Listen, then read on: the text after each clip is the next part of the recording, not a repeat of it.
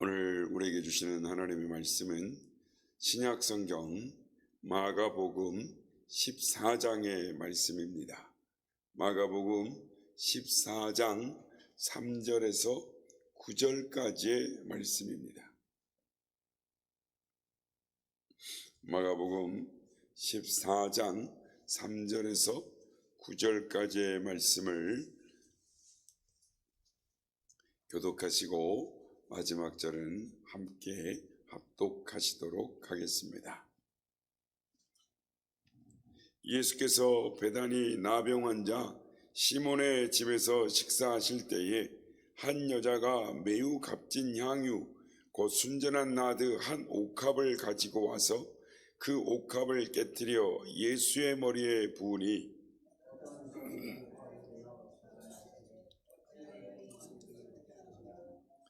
이 향유를 300데나리온 이상에 팔아 가난한 자들에게 줄 수 있었겠도다 하며 그 여자를 책망하는지라.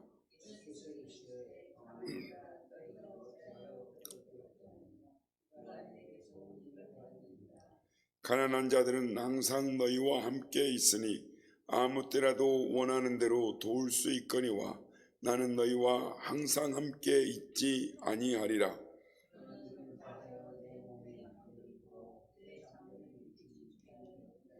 다 함께요. 내가 진실로 너희에게 이르노니 온 천하에 어디서든지 복음이 전파되는 곳에는 이 여자가 행한 일도 말하여 그를 기억하리라 하시니라. 아멘. 할렐루야. 우리 예배 가운데 함께 하신 주님을 찬양합니다. 그리고 새벽을 깨워 기도에 향해 나오신 모든 성도님들께 하나님의 은혜와 평강이 함께 하시길 기원드립니다. 오늘부터 이제 고난주간인데 저희가 읽기 성경표에 40일 성경표 보면은 오늘 읽어야 될 본문이 마가복음 14장입니다.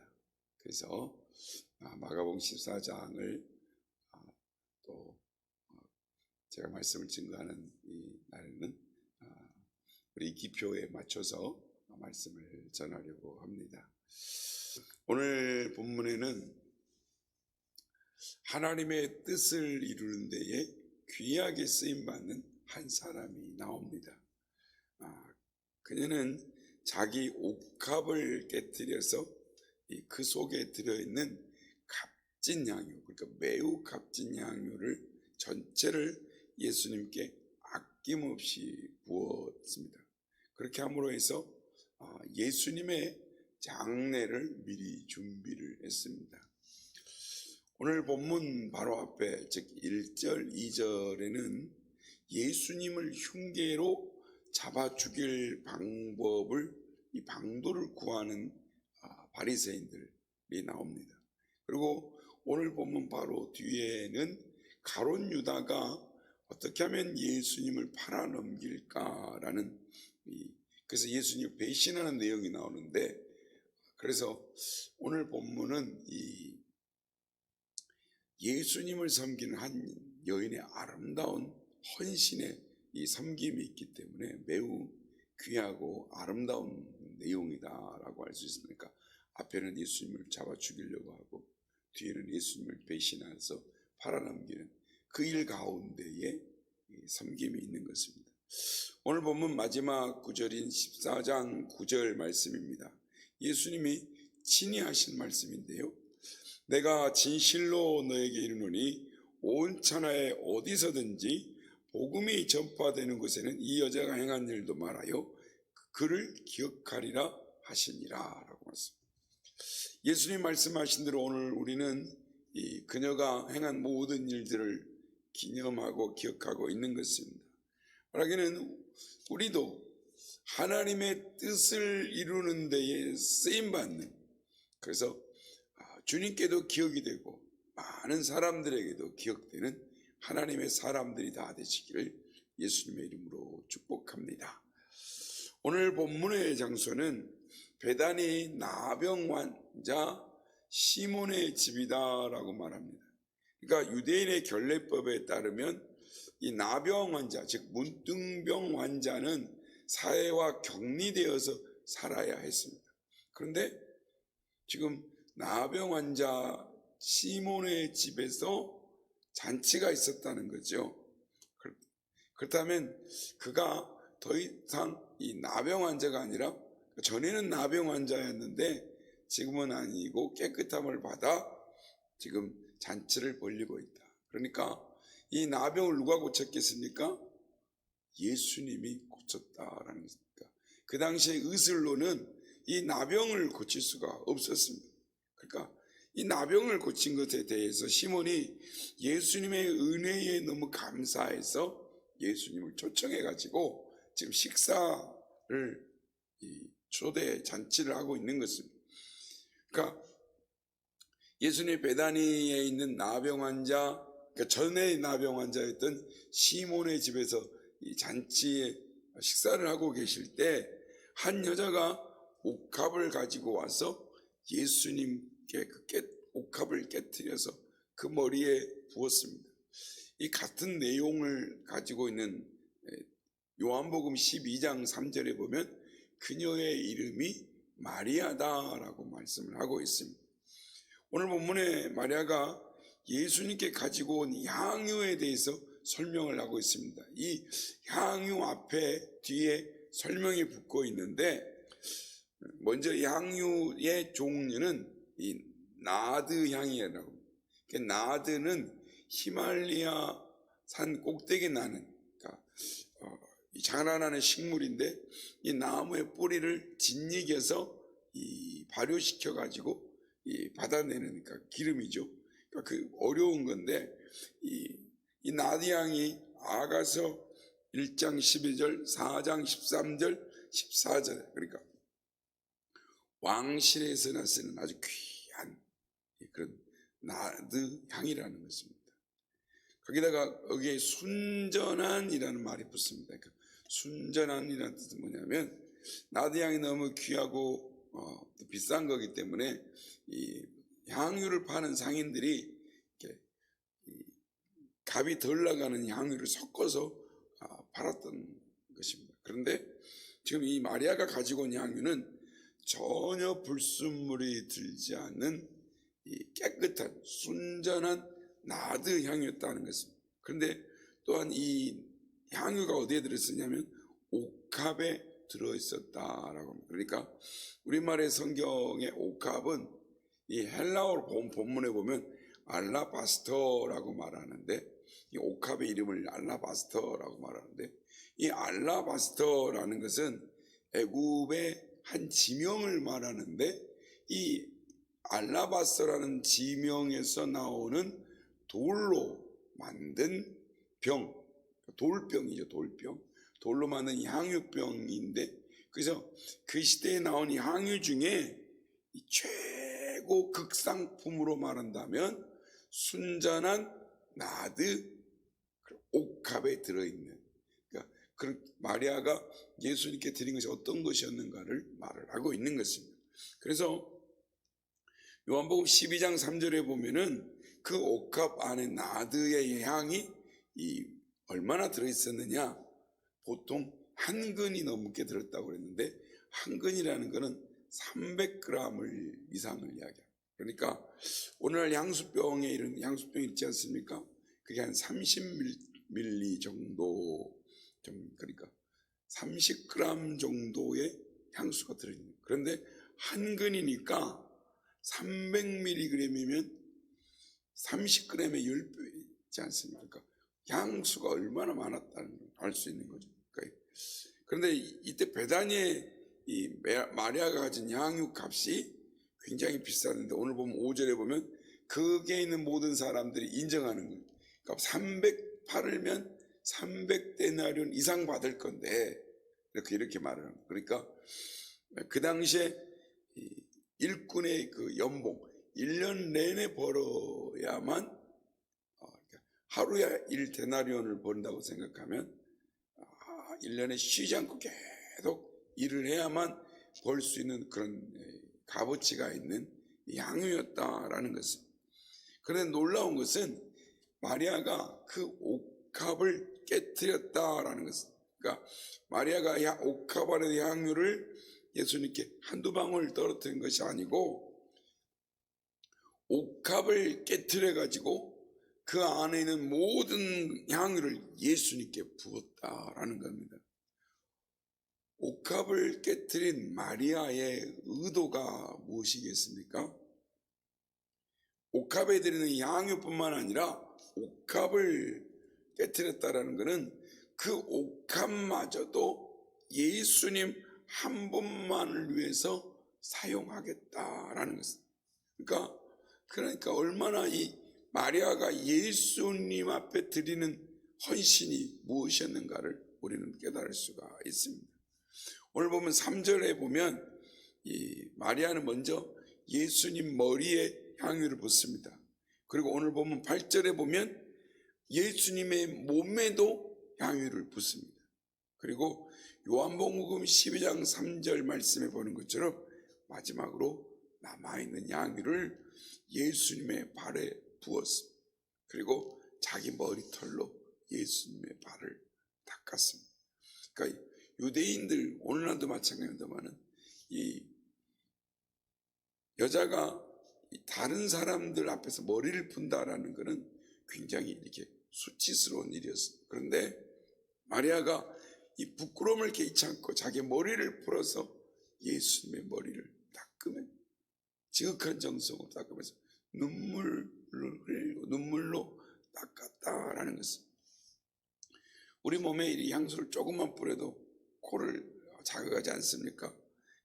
하물며 순전한 나드 한 근을 예수님께 부었습니다. 그러니 요한복음 12장 3절 말씀같이 그 향유 냄새가 온 집안에 가득했다라는 것입니다. 사랑하는 성도 여러분, 마리아가 예수님께 향유를 부은 것은 어떤 것을 예수님이 구하기 위해서 한 것이 아니라 완전히 예수님을 사랑하기 때문에 온전히 예수님께 모든 걸 다 바치기 위해서 드렸던 것이 향유 사건입니다. 그래서 예수님은 부끄러움을 개의치 아니하시고 십자가에 달리셔서 우리를 구원하셨습니다. 우리를 사랑하시기 때문에 부끄러움을 개의치 않습니다. 마리아는 마음과 뜻과 힘과 정성을 다하여 예수님께 바쳤습니다. 우리도 마리아처럼 예수님을 마음과 정성과 뜻을 다해서 뜨겁게 사랑할 수 있는 우리가 모두가 되어야 될 줄로 믿습니다. 그런데 오늘 본문을 보면 이 마리아에게 어떤 사람들이 책망을 합니다. 향유를 팔아 300데나리온에 팔면 될 텐데 가난한 자들을 도와줄 수 있을 텐데 향유를 허비한다는 것. 주님께서 이렇게 말씀합니다. 6절 말씀, 예수께서 이르시되 가만두라, 너희가 어찌하여 그를 괴롭게 하느냐, 그가 내게 좋은 일을 하였느니라. 예수님은 책망하는 사람들 향하여 먼저 마리아를 옹호하십니다. 마리아를 옹호하시는 부분이 세 부분 나오는데, 첫째는 명령을 하십니다. 짧지만 가만두어라 라고 말씀을 하십니다. 더 이상 마리아에게 이러쿵 저러쿵 하지 말라는 것입니다. 괴롭히지 말라는 것입니다. 두 번째는 질문입니다. 너희가 어찌하여 그를 괴롭게 하느냐, 그 의도가 뭐냐 물어보십니다. 그러니까 마리아는 예수님을 지극정성으로 사랑하는 마음으로 섬겼습니다. 그런데 제자들이 화를 내면서 책망을 하니까 마리아가 얼마나 당황하고 그 집책 앞에서 쩔쩔매었겠습니까? 그런데 예수님께서 너희는 어찌하여 그렇게 하느냐라고 질문하십니다. 세 번째는 설명을 하십니다. 그가 내게 좋은 일을 하였느니라. 제자들은 겉만 보고 마리아가 하는 일을 허비했다라고 하지만 예수님은 마리아의 속을 보시고 마리아가 예수님께 좋은 일을 했다라고 말씀합니다. 예수님께서 마리아를 옹호하시는 이유가 다음과 같습니다. 오늘 7절 말씀 보면 가난한 자들은 항상 너희와 함께 있으니 아무 때라도 원하는 대로 도울 수 있거니와 나는 너희와 항상 함께 있지 아니하리라. 예수님의 말씀은 가난한 자들과 예수님을 서로 대조하는 것입니다. 가난한 자들은 항상 제자들과 함께 있습니다. 따라서 아무 때라도 원하는 대로 도울 수 있지만 예수님은 그들과 함께 계시지 않습니다. 그래서 아무 때라도 원하는 대로 섬길 수가 없는 것입니다. 그래서 계명에 내 이웃을 내 자신과 같이 사랑하라 라는 말씀은 둘째 계명이고, 그에 앞서는 첫째 계명은 내 마음을 다하고 목숨을 다하고 뜻을 다하여 주 너의 하나님을 사랑하라 라는 말씀. 이것이 모든 계명 중에 첫 번째가 되는 계명인 것입니다. 예수님은 여러 차례 제3일 만에 죽임을 당하시고 3일 만에 부활하실 거라는 것을 누누이 말씀하셨다. 그런데 제자들은 예수님의 말씀을 들을 생각도 안 했고 깨닫지도 못했습니다. 그런데 마리아는 그것을 깨달았다. 마리아는 제자들과 달랐습니다. 누가복음 10장 39절에 보면 마리아는 예수님의 발치에 앉아서 예수님 말씀 듣기를 좋아했습니다. 그래서 마르다와 마리아의 사건 기억하시죠? 마리아는 예수님의 말씀 듣기를 사모했고 좋아했고, 그래서 마리아는 예수님이 십자가에 죽임을 당하시고 3일 만에 살아나실 거라는 것을 마음에 새겼습니다. 뿐만 아니라 왜 마리아가 그걸 알았느냐, 향유를 부었느냐, 예수님의 장례를 준비했느냐, 바로 얼마 전에 예수님께서 마리아의 오라비 나사로를 죽은 자 가운데 살리셨기 때문입니다. 그래서 마리아는 예수님의 십자가의 죽으심과 부활에 대해서 충분히 알고 이해할 수 있었어요. 그래서 내일이면 곧 있으면 예수님이 십자가에 돌아가실 것을 알고 있었습니다. 그래서 이때 마리아는 자기가 예수님을 위해서 할 수 있는 일이 무엇인가를 생각했던, 그러니까 주님을 사랑하는 마음, 갈급한 마음, 어떻게 하면 주님을 사랑하고 주님을 섬길까, 그 마음에 마리아는 향유를 주면, 왜냐하면 최근에 마리아의 오라비 나사로가 죽을 때 자신의 오라비에다가 향유를 부었습니다.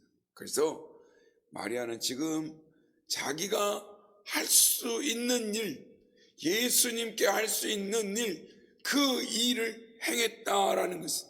그래서 주님은 이 마리아의 향유 부은 마음을 아시고 오늘 보면 8절에 보면 이렇게 말씀합니다. 그는 힘을 다하여 내 몸에 향유를 부어 내 장례를 미리 준비하였느니라. 그는 힘을 다하여라고, 무슨 말이냐면 마리아가 자신이 할 수 있는 일을 다 했다. 마리아가 그러니까 할 수 있는 모든 것들을 다 했다. 그러니까 그렇게 말씀을. 그래서 마리아는 예수님이 곧 대제사장과 바리새인들에게 서기관과 장로들에게 잡힐 것을 알았습니다. 그렇게 되면 마리아는 더 이상 예수님께 가까이 갈 수 없다라는 걸 알았습니다. 그래서 마리아는 이 마지막 기회, 오늘이 지나면 예수님을 더 이상 가까이 할 수 없다라는 걸 알았습니다. 돌아가실 것을 알았습니다. 그래서 자기가 할 수 있는 최선의 것 모든 걸 다하여 예수님을 섬겼다. 그래서 예수님의 몸에 향유를 부어 예수님의 장례를 미리 준비하기로 작정했던 것입니다. 그러니까 그녀가 할 수 있는 일을 다 했다라는 것입니다. 주님은 이 마리아가 옥합을 깨트린 것도, 유대인들은 이 장례, 이렇게 사람을 이 무덤에 놔두고 오면 그 옥합을 깨트려 가지고 그 무덤 안에 놔두고 온다는 거예요. 그러니까 마리아가 예수님 앞에서 옥합을 깨트린 의도도 다 알고 계셨어요. 그러니까 마리아는 예수님의 장례를 준비했다라는, 그래서 주님은 이 마리아의 마음을 아시고 오늘 본문 9절에 이렇게 말씀합니다.